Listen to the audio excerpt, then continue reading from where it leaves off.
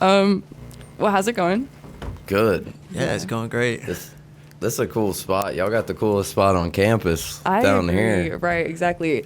Sucks it has to be in the basement. I hate that, but Yeah, you don't get the sun rays coming in and things like that. I feel you. You know, grouped in with the rest of student media, but they're cool, I guess. What's y'all's connection to KLSU? Like, how did y'all get into, like, did y'all know about us? I don't know who reached out. Oh, so I reached out. So we went to school here. Like, we went to LSU, and I would listen to it when I was a student and everything. I think there's a few bands I found from listening to the stations that I still listen to. Like, That's cool. definitely put me on some cool stuff. And but I reached out. Y'all had reached out about us playing on the event. Oh yeah, right. The fundraiser. Right. Yeah. College Radio Day. Mhm. And then I was like, man, I'd love to come. Like, we can't play it. We were playing a festival up in Oakdale. Yeah. That Oh, right. weekend. So we couldn't swing it, but I was like, well, we'd love to come on and, just talk about what we're doing and, be a part of the Baton Rouge Right. art community. And I mean, there's not that many bands, so. Yeah. No, absolutely. That's cool. Did y'all meet in college or like at LSU? We actually we went to high school together. Oh, okay, cool. Yeah. That's cool. But we didn't really start like hanging out and everything until we had a band before this that we started playing together in, and then COVID hit, that messed that stuff up, and then we got together doing some cover band stuff, and then we were like, screw this, we're tired of doing cover band stuff. Right. Let's do some original music. That's cool. What was the band before? Now it's Speakeasy. Okay. Cool. But we played in there, and then what was our cover band name? 619. Yeah, it was 619. Very cool. Yeah. So what do you think is different about Blue Widow? What's the goal? What do y'all enjoy about it? What drew you to making music? Love rocking separately? out. Yeah. Plus Blue Widow is like, it's more psychedelic. Yeah. Right. So we get kind of heavier psychedelic, and we just kind of vibe with it and see where it takes us. Cool. That's what I like about the psychedelic aspect of it, because I always liked 90s 2000s rock just like any other person. Yeah, absolutely. But get more psychedelic with it, feels more creative, and takes us to cooler places when we're writing. Absolutely. That's cool. What is your like inspiration? You mentioned bands in like the 2000s. Are there any like names that stick out to you? Or both of you? Yeah, we take a lot of influence. I do from we both do from kind of the Australian psychedelic rock, just craziness that they got going over there. So that's like Sticky Fingers. Who else that I'm spacing King on? Gizzard. King and, Gizzard. Post Animal. So a lot of that stuff, and then we also take a lot from the covers and stuff that we were doing. We do a lot of Chili Peppers and Rage Against the Machine, Arctic Monkeys, Strokes, KG Elephant. Did y'all have a favorite like song to cover or artist to cover songs from? Dude, Killing in the Name or Bulls on Parade always went so hard. We definitely would do really good on the it's crazy. We'd always try to do all this lighter stuff, and the heavier stuff would always just resonate. Better somehow. Yeah. So it just stuck. So when we started writing and everything like that, we just kind of took that and ran with it. That's cool. So what would be your favorite song from Blue Widow that y'all have put out? Levitation. For sure. Yeah. Yeah. Both of you? probably Levitation. It's our most progressive, and I think tells the story of our band, where we're at right now. But we do have a new single coming out on Friday, which I think is pretty representative as well. It's going to be called Pangea, which we've been performing for a while. So definitely, I think our best is definitely to come as well. That's cool. How do you think you've changed since beginning your, career or your exploration of music? Oh man, we just keep getting kind of tighter as a group. We start kind of growing as, especially live musicians, like in that aspect. We understand what we need to do, and we kind of have a better idea when we're tinkering with ideas. We know what needs to happen to really build the song and tell the story of the song the best that we can. And I feel like that's been the biggest thing that I've learned through the whole process, on top of like learning things in the studio and music theory and things like that. Absolutely. So y'all are coming for a live room at some point, is that correct? I can't remember when it was. We haven't scheduled it yet, but we do one. We're gonna do one, but we haven't set a date yet. That's cool. I was just gonna ask, like, if you knew which songs you were gonna be playing in there. If not, it's cool. It's just, if the interview is attached to that, I would want to, discuss some of the things that you would want to play. Oh yeah. What do we want to play? Levitation, Weed Thief, probably. Yeah. Reach, maybe. I was thinking Reach. Probably Reach, Levitation, Weed Thief.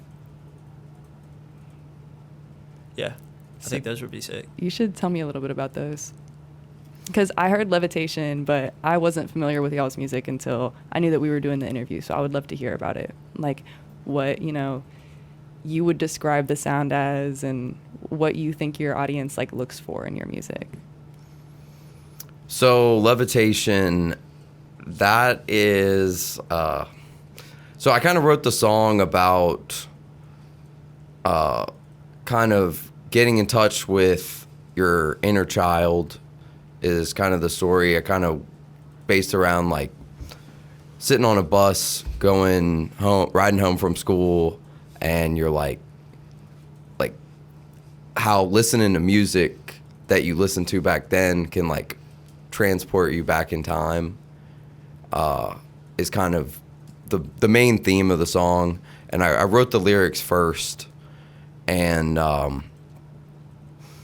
we kind of built the music around the lyrics, and it kind of got really progressive. The song just kind of, every part was a different entity, but somehow it all came together, and it works. It seemed to all tie a bow on it at the end. So yeah, I don't think there's a repeating spot, like a repeating part in that song. Right. It always goes to the next place, but it works well as far as, there are 2 or 3 choruses in it. There's a bridge, and that bridge is one of my favorite parts to play about that song, because it breaks down very, very chill, and then we build it up into this big rock section at the end. That's cool. Is that similar to how your process normally goes when you're writing songs? Do the lyrics come first and then like the instrumentals after? Normally, no. It depends. Lately it's kind of been both, where sometimes it'll be a lick will surface that we like, and then you kind of build a couple parts maybe around that, then write the lyrics, then go back and put the chorus in, because now you wrote. So it's sometimes it kind of builds on itself, but for most of our stuff, it's been write the music first, and if the music is really, really good, it'll force me to go write the lyrics. So I'm like, I have to get that done. We have to do that. So, Yep. That's so cool. Oh my gosh. Okay. That's how that's been.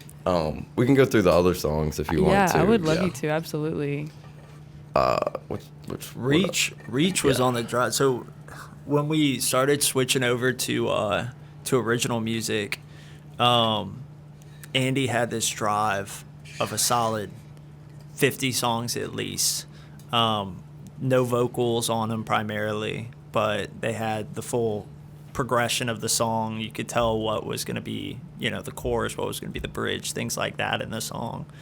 And we were just kind of deep diving into that. And I would go through and listen to those all the time, and I'd send them over to him and be like, bro, we got to do something with this. And because he was just writing them like that. He writes them, and then it's like, come on, let's work on the next one. So it's like we're deep diving into this archive of all these sounds and everything to pick out. And I sent it to him. I was like, dude, we got to do something with this. And he listened to it again. He's like, yeah, all right, we got to do something with this. But yeah, that was kind of reach, because I pulled that up and I was like, dude, it's like just a groovy. It's a groovy song. Yeah, so Reach, it was our first ever single that we put out. We put it out last October. We're like just at a year. It's our most successful song on Spotify, like streaming and everything. It's kind of in a more of a indie alt rock, like Arctic Monkeys kind of land.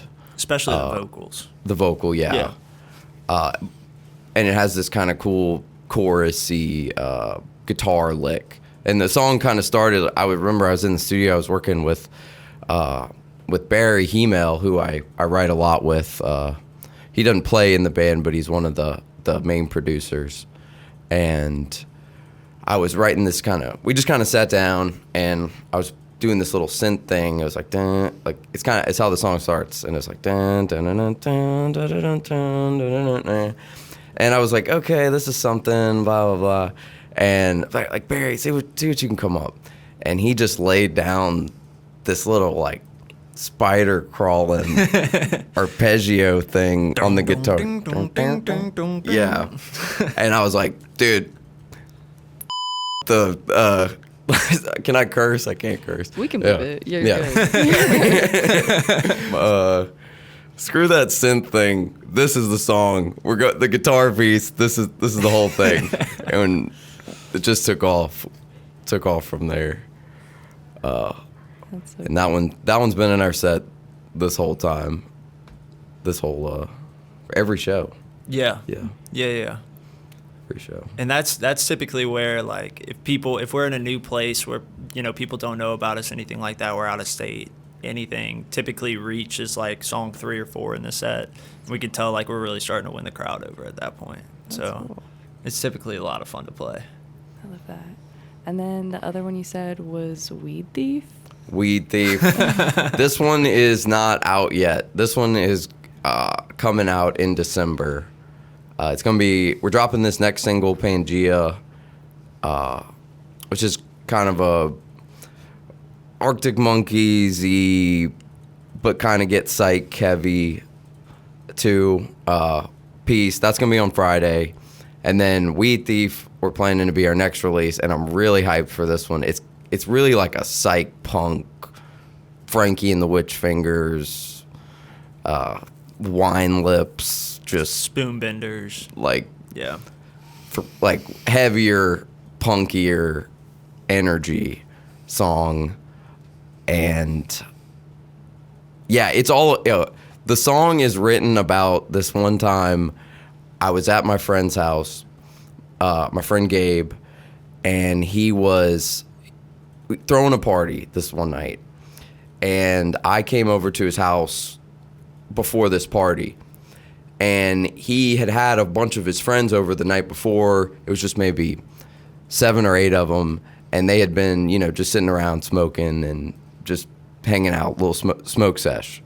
And I remember he came down the next day that I was there, and he was just saying, in the most like stoner way possible, just like, hey guys, it is absolutely not cool. I put the weed away in the case. It is not okay to open it up and smoke all of it. Like I think they smoked like a quarter or something or eighth or a quarter or something. He had put it away in the box. It was put away. They went into it after he went to bed, and Wow. cleaned him out. And he was just berating all of them. And I was there. I wasn't a part of the night before, but that night always stuck in my head of just him trying to be like chill about it. Like, it's all cool, but that's not cool. No, I love that. So, do you think the themes of your songs are usually based off of like things that you've like encountered like in your life, or like things that have happened? Like, would you say it's more like funny stories like that, or like when you were talking about levitation and like trying to like capture the energies or the energy like of the band? Like, what do you tend to lean towards?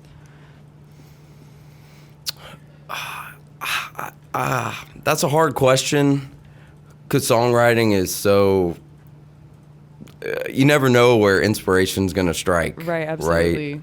So it's a lot been. I don't think there's an answer to that. Yeah, right. It can vary. Yeah. Yeah, right. No, I feel like that's a good answer, is that it can change up. So that's cool. From a like outside perspective, because Right. he writes all the lyrics. Uh-huh. Like typically, what I like you was saying, it's just what the inspiration is hitting him. Because we have a song about that goes like Jack Black taught me rock and roll. Mm-hmm. I bought a couple magic beans. It only cost my soul. Uh-huh. Like things like that. That's versus cool. levitation, about like I drank a blue Powerade and now I'm levitating, about kind Right. of childhood nostalgia and things like that. So it's kind of funny, just especially the way Andy's brain works is hilarious. It's very, very special. So That's cool. That's cool. Do you think like y'all's roles? Please wait. Yeah, very special. Oh, that's funny. Do you think that like the way you guys make music is representative of who you are as people? Because you say like that's like it shows like how his brain works. Do you think that that's like a big part of like what your music does, is like explain you and like what you do or your interests? deep, but also silly. Yeah, right. Yeah, I could get behind that. Yeah. And rocking hard even with that. That's cool. Yeah. Yeah. I love that.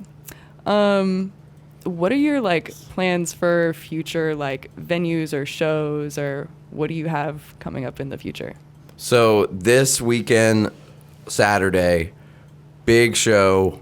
We are playing at Brickyard with Hotel Burgundy, and we're bringing up this band Slurp the World from Austin. They're really cool, kind of alt-rock group. And we are teaming up with the Obscure Market. If y'all are not familiar, it is a 30-plus vendor market that sets up at Brickyard.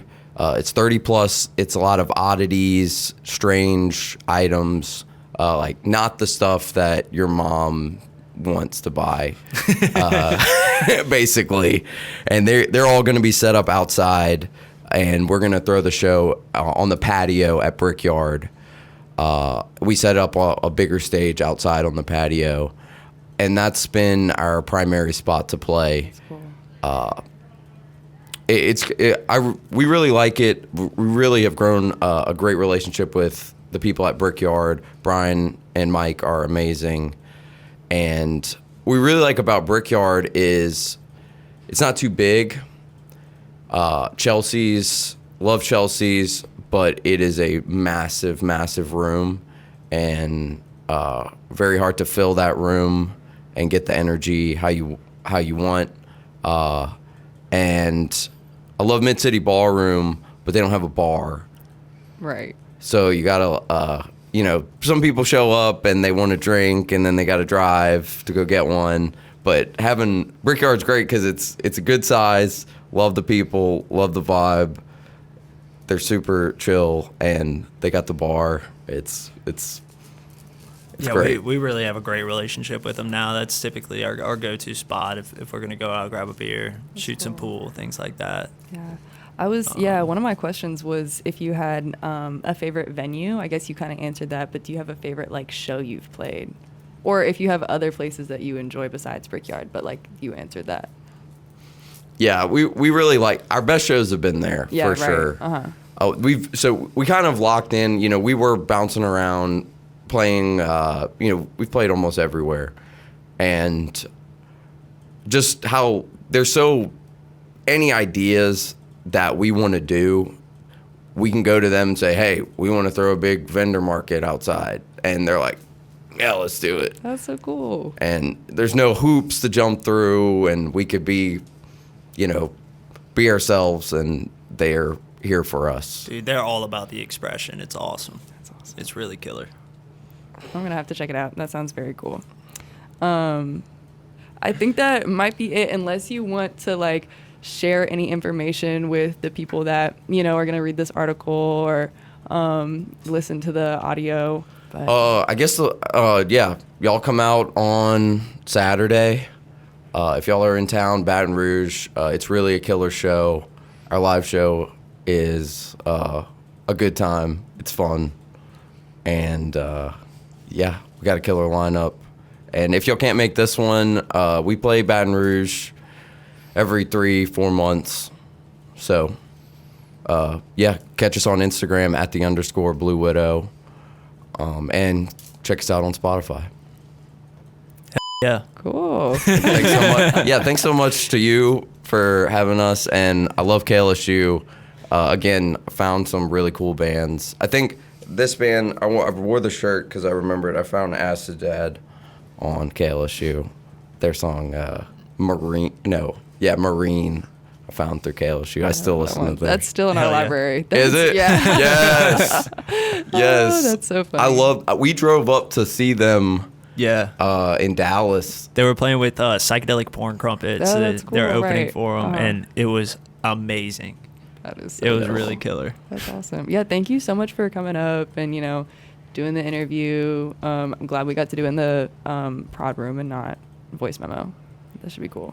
Yeah. Yeah? Thank you so much for having us out. Yeah. Oh, Thank yeah. you. Oh my gosh. Okay, cool. I'm excited.